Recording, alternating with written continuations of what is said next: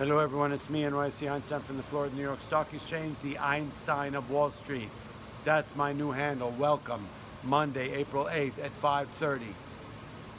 Absolutely fascinating market. We came in this morning on some weakness, couple of downgrades. Individual stocks were clearly the problem. General Electric.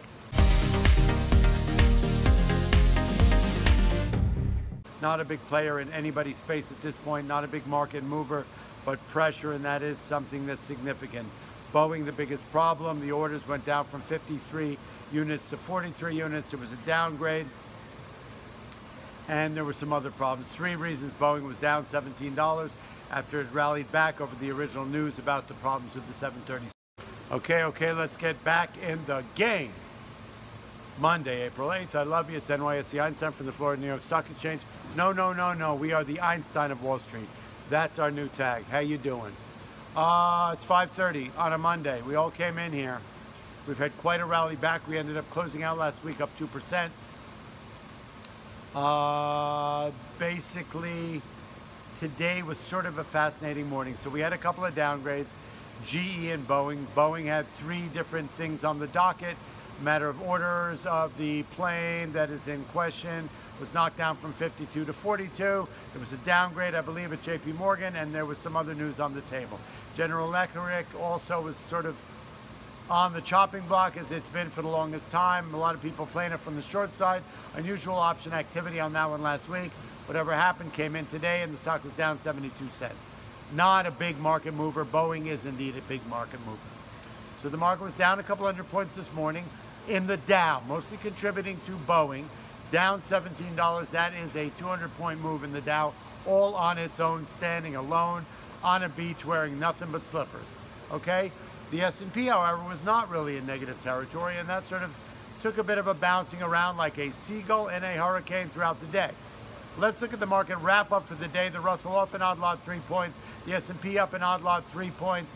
Oil on a tear of some news coming out of Libya, and basically the stock's been on the move. I mean, the oil's been on the move. The commodity itself been on the move for a while now. We're back up at 64.5 level.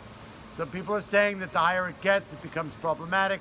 For now, within this range, we've seen it get as high as $80 over in a 52-week level, but I think recently we are on our way back up to the 70 level, and that still seems reasonable.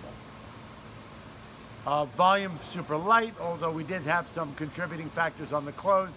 Market imbalances for the close were buy side, sell side, 200 million either way. It did post out a buy program coming into the closing bell, and that did rally the market, closing the market at a high of the day. We always love to look at a market that opens lower left and closes all the way upper right.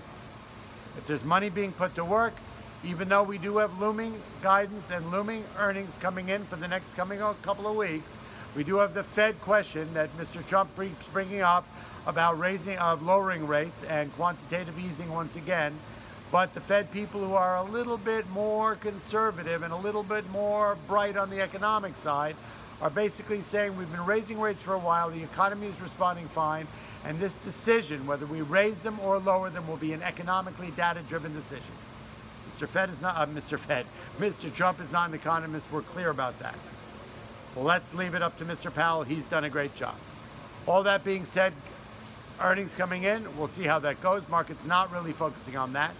For today, we saw money being put to work. We saw a rally in oil. We saw the market close at a reasonable level, only down on the Dow because of Boeing. That's a one-stock event. Let's not look at the broader indexes relative to that. Tech, in fact, closed at a record all-time high here, I believe, or our most recent high. So we're seeing those things in positive ways. Let's not read too much into it. It is a Monday. It is the middle of April.